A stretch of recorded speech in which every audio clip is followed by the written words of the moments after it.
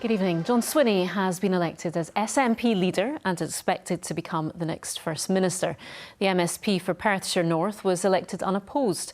Our political correspondent David Henderson has more. A week ago, John Swinney was a backbench MSP, looking back perhaps on his years in office. That's all changed. Today he's the SNP leader, set once more for high office. For me, the fact that I am the only candidate demonstrates that the Scottish National Party is coming back together again now.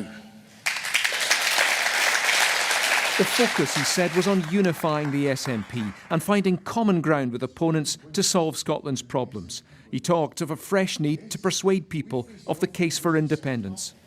If elected as First Minister, my focus will be the economy, jobs, the cost of living.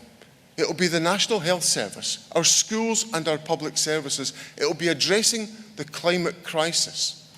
So to everyone in every party, to every MSP, to every MP, in fact to everyone in our great country, I say this: join me.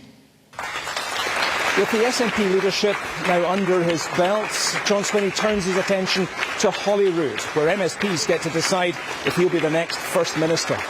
And he could face opposition from right across Parliament.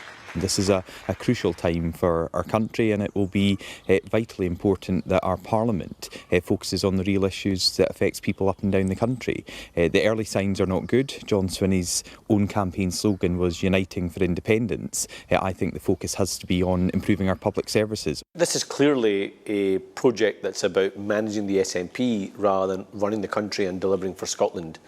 John Swinney has been the heart of the SNP leadership for the last 40 years. He's been at the heart of this government for the last 17 years, and this is just a more of the same kind of approach when our country needs change. If he's going to continue with progressive policies that have had the support of the majority in the Parliament for the last couple of years, then he'll continue to have the numbers to get those policies through. With Humza Yousaf set to formally resign as First Minister tomorrow, MSPs soon get a chance to choose his successor. And with votes on his side, John Swinney is all but certain to get the job. David Henderson reporting Scotland. Police in Prague have confirmed that the body of a missing tourist from Gallus Shields has been recovered from the Vltava River. Duke Sparks was last seen boarding a party boat a week last Sunday. His girlfriend and family members travelled to the Czech capital to search for the 29-year-old construction worker. The Foreign Office says it's now supporting the family. 3 men from Argyll have been charged in connection with the seizure of cocaine with a street value of £40 million. The discovery of 500 kilos of the Class A drug was made in northern England at the weekend. 32-year-old Anthony McAllister from Tainault, Daniel Livingston, who's 24 and from Campbelltown, and 22-year-old Mark Moran from Ardrishick appeared at Hull Magistrates Court. They've been remanded into custody and will reappear at Hull Crown Court next month. Another man, a Colombian national, has also been charged and will appear in court at a later date. Now, it's the kind of break most performers can only dream of.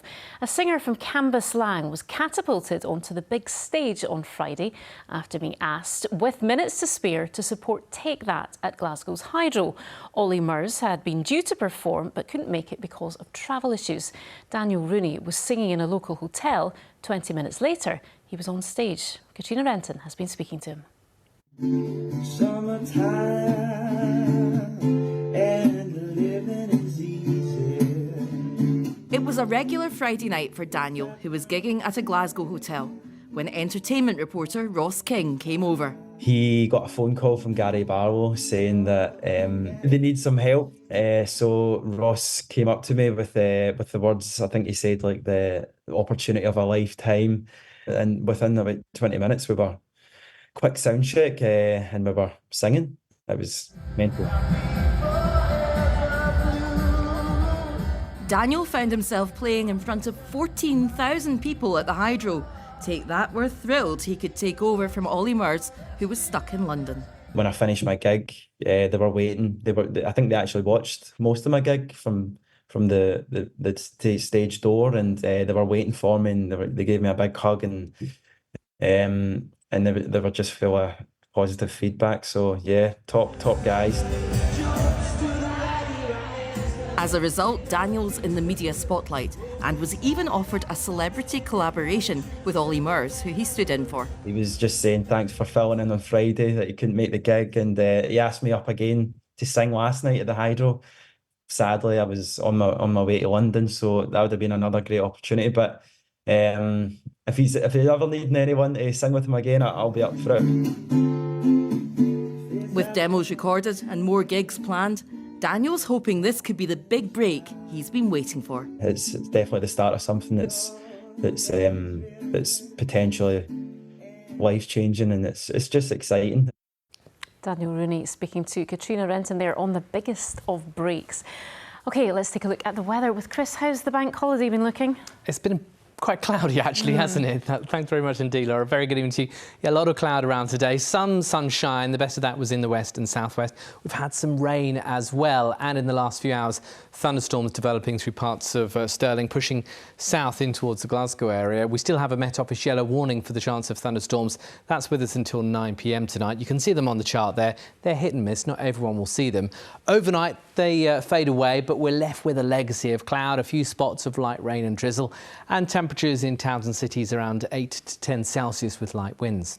To tomorrow, and for many areas, it's another cloudy and overcast day. Best of the sunshine on offer, the far north, the northeast and the Northern Isles. And here we're seeing temperatures up to around 11 to 13 Celsius probably. Elsewhere, despite the cloud, a little bit milder, up to around the mid-teens, but with the thickest cloud, a few spots of light rain. That's the forecast for now.